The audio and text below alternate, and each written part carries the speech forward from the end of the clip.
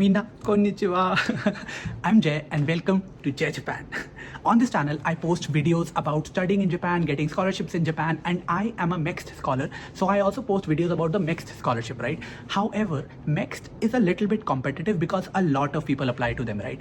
So on this New Year's, I have an amazing gift for all of you. What I'm doing is starting a new series and telling you about 5 scholarships that nobody knows about. They are extremely rare, nobody knows about them, and very little people apply to them.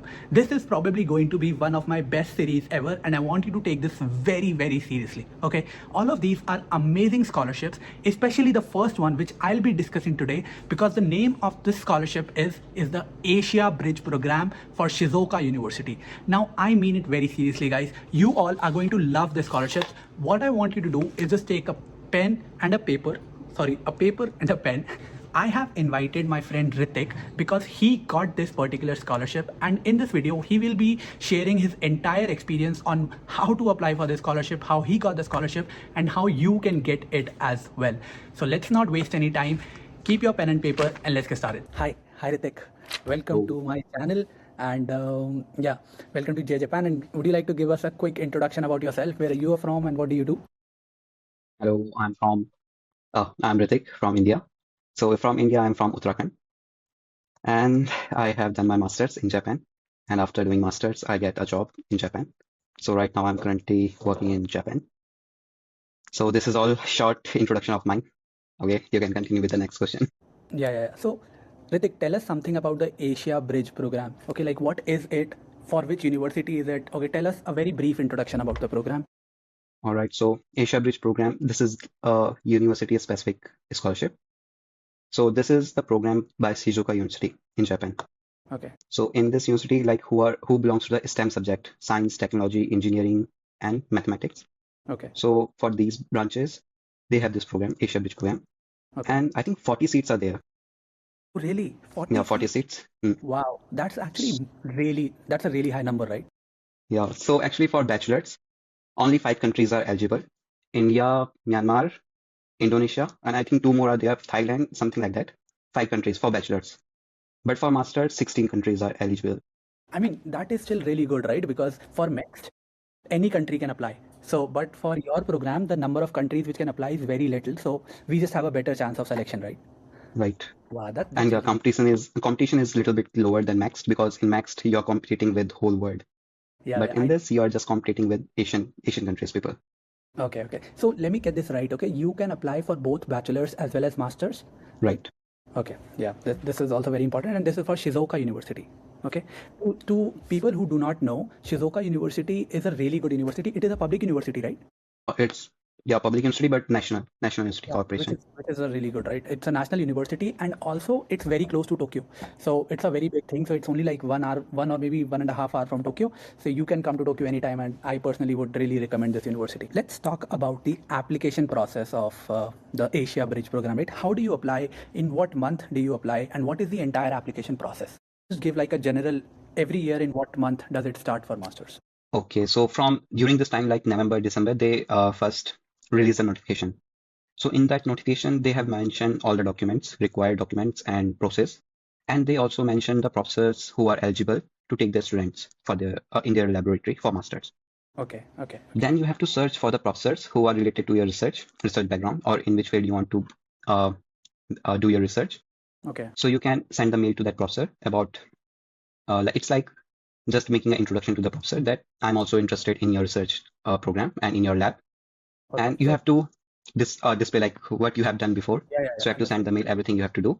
It's like basically the university releases application and the list of professors in October and November, and Right. you basically contact some of those professors via email, and you tell them that you are interested in their lab and they should accept you, right? Right. Okay. So until 2-3 months, like your professor see are you eligible for the lab or not. So like you will have a contact with the professor. Yeah. Then when professor says that okay, you can come to our lab, you can join our lab. Okay. Then you can go to the next step. You can fill all the applications. Okay. And then there is a time period during March, something like that, March or April, and you have to upload all the documents. Okay. And you have to send the mail of your professor, like in which laboratory you have contacted. So you have to mention all those things, all those details during that 1 week. Okay, so basically, let me summarize the entire process. In October and November, the university releases the applications are out and it releases a list of professors which are eligible. You contact those professors, and the professor basically accepts you into their Mm, lab. Once they right. accept you, in the month of February or March, you upload a list of documents and you basically tell the university which professor has accepted you, right? That's right. And Yeah. that is it. Is there any interview process? Is there any written exam? Is there anything like that? Yeah. So until now, you just have uploaded the documents. Yes. So you are not selected yet. Okay. So when you uploaded all the documents, then you will receive a mail that Okay. next part is the interview part only. Okay. So March, April, May. I think during May or June, you will have an interview. Okay. And in that interview, your professor will be there, and some other professors or some other university people, they will be there. Like a jury, right? Like a jury. Right. Yeah. So they will judge you like you are eligible for our university or not for the university. So they will judge you. Okay. And that's the main interview. If you are selected in that interview, then after 1 month, you will receive the letter from the university. And in the interview, I am guessing that they ask general questions like, why do you want to come to Japan? Why do you want to study in Shizuoka University?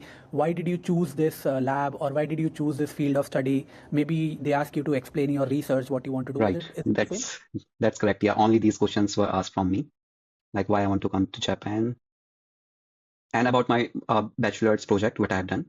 I And see. they told me like explain that research or project what you have done. So those all things they have asked from me.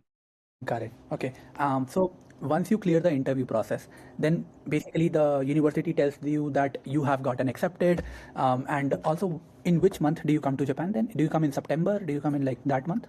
So actually I was supposed to come in September Okay. 2021, but Okay. because of COVID, so Okay. Japan did not allow the entry of foreigners at the So time. generally speaking, people come in September, right? Yeah, generally in September people used to come, I 26 have or one 27 September.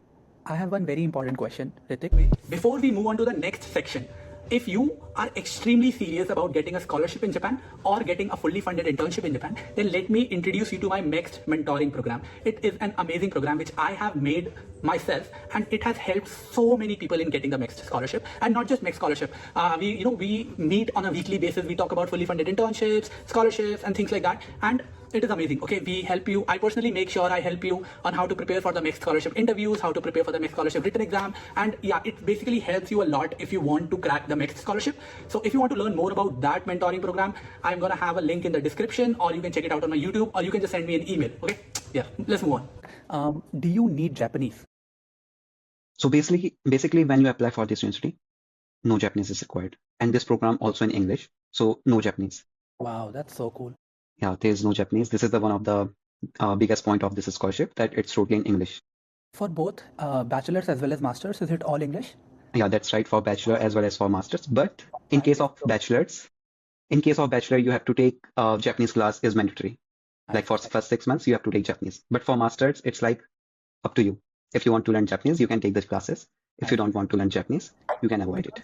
Because for MEXT, bachelor's is not possible in Japanese. It has to in English, so it has to be in Japanese, bachelor's.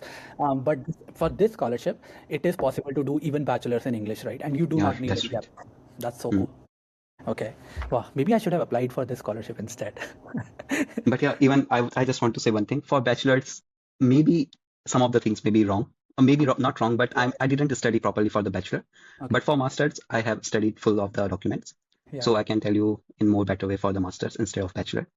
But what I have studied in that bachelor also is in English language. Yeah, so Ritik is telling us everything that he knows, but do your own research. Okay, that is what we are saying.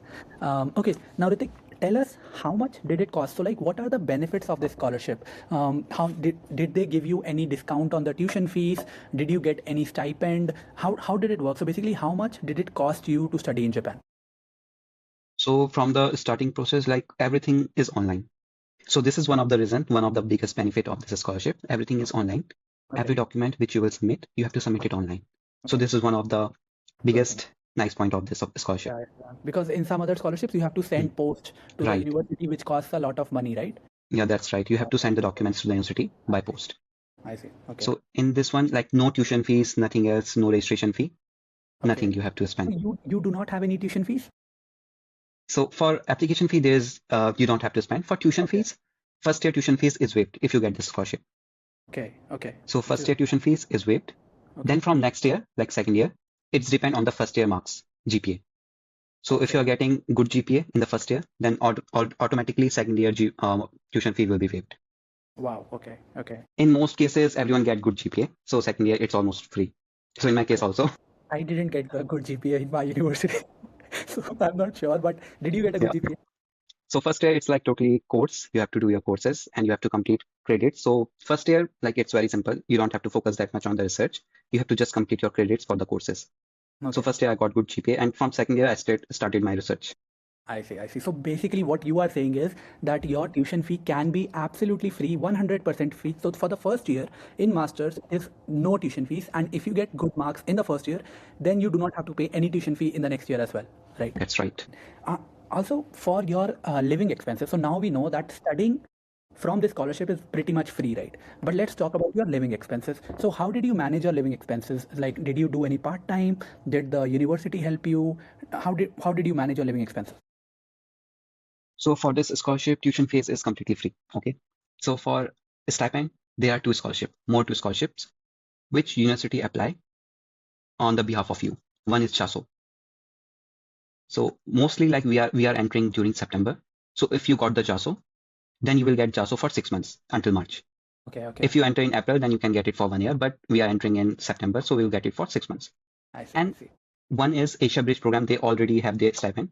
So for 1 year, you will get that stipend from Okay, Asia Bridge program. okay, okay. And how much, roughly speaking, how much is this money? I think this is 40,000 yen per month. Yeah, that's right. If you're getting Asia Bridge program a stipend, then it's like 40,000 yen. And if you're getting JASO, then it will be 48,000 yen. Okay, got it, got it. Okay, so what I understood from this is there is no tuition fees, and in order for your living expenses for food, transportation, the university basically provides you with another scholarship called the JASO scholarship or the Asia Bridge scholarship, and under that scholarship you get approximately 50,000 yen per month, 40 to 50,000 yen per month, which in my opinion is maybe not a big number, but it is enough to fund your food and fund, like hanging out with your friends every once in a while. That's right. It's enough amount, but if it's not enough for you, it's not sufficient, then you can go with part-time job also. So in my case, I also did my part-time job. Like Saturday, Sunday, I used to work 5 hours, and I got roughly around 40,000 to 50,000 in a month. So it's quite enough amount. Okay, okay. So with scholarship and part-time job, it's like very nice amount, decent Yeah, amount. You can enjoy your life and studies, everything you can do with that. So basically, to conclude, Ritik, there is absolutely no financial difficulty that you faced during your masters, right? Everything Yeah, was that's pretty right. much smooth, no loan, nothing was required, right? That's right. No loan, nothing is required. Awesome, awesome, awesome. Okay, so this is clear. This is because like a very big issue for a lot of people, right? They want to study abroad, but they do not want to spend any money. So guys, now you know everybody should thank Ritik for it. Okay. The next question is, so you said that this scholarship is only for STEM people. So what did you study? So my course is informatics. Okay, so like computer science, right? Informatics, computer science. For like Japan, it's informatics. For Indians, it will be computer science or IT. But in Japan, we have a different department for it, like Graduate School of Integrated Science and Technology. Inside that, it's informatics department. Ritik, do you want to tell us about the job prospect? How difficult was it to get a job after Japan? Because Shizuoka is a national university. So how did you go about job hunting? So basically, if you're having Japanese language until that time, until the time you complete your masters, you have a lot of opportunities to get the job. But in my case, my Japanese was not good at that time, so I feel little difficulty. But there are many companies who want English speakers, so you can apply for the job in English and you can have the interview in English. So Yeah. yeah, Ritik, what you're saying is that if you know Japanese, then getting a job is extremely easy.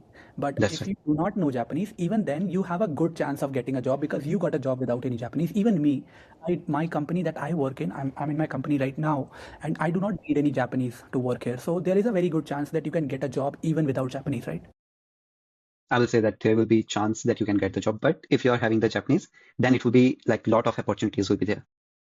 Lastly, Ritik, I do not want to take a lot of your time, but any advice for everybody who's applying? Would you want to say anything to them? Do you have any opinion on how to apply? Anything you want to say? So yeah, this scholarship is basically university specific. So if you want to go in different, like you want to try in different universities, then maybe this is not the right scholarship. You should apply for different scholarship. But Yeah. if you want to come Japan, and you are like specifically in this university you want to study, then this program is very suitable for you, like whoever wants to come to Japan.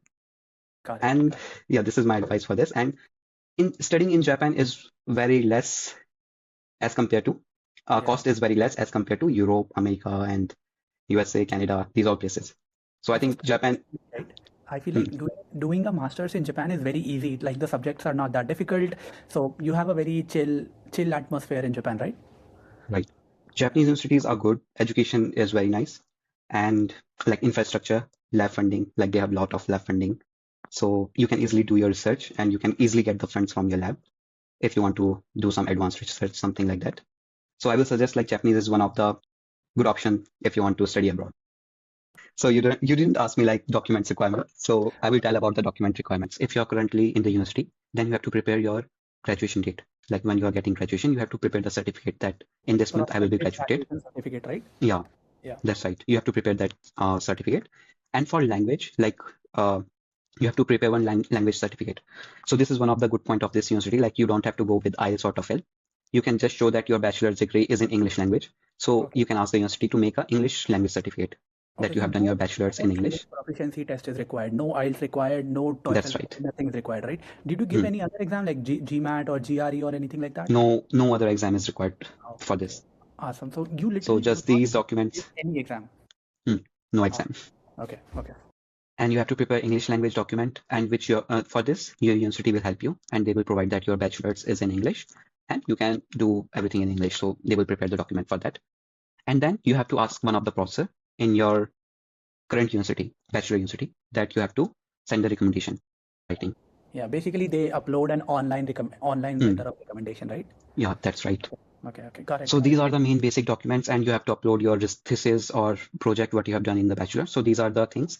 So when I was applying for this scholarship, I was in the 4th year of my bachelor's, BTech. So these are the documents I prepared at that moment. And then finally in June or July time, we have an interview. And then during July end or August starting, you get the notification that you are accepted. And now you can start preparing for Japan. So this is the whole process. Welcome to Japan. Yeah. So in September, and you can come to Japan. And like, yeah, you can enjoy the life in Japan. Yeah, awesome, Ritik. That was very, very helpful. I'm sure it's gonna help a lot of people. Thank you for taking out the time. And yeah, guys, I'm gonna be posting more of these scholarships, hopefully. Yeah. Okay. So thanks, Ritik. Goodbye. Okay, thanks, Jay, for inviting me. Thanks for everything. I hope I can see more Indian in Japanese university. Definitely. And yeah, let's try. Yeah. Okay, see you. Bye-bye. Okay, bye-bye. Okay, guys, how was the interview? Did you like it? Did you not like it? Leave a comment, okay? A good comment would really make my day and motivate me to make more of these videos. This was only part 1, and in the future, I will be talking about 4 more such scholarships which you can apply and which can help you come to Japan.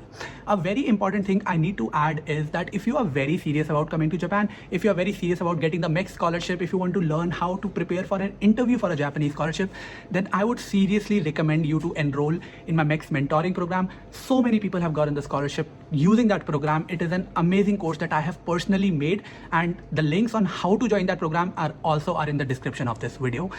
Yeah, that's it. You can also connect with me on Instagram. I would also leave the link on the description, and see you again hopefully very, very soon. Bye-bye.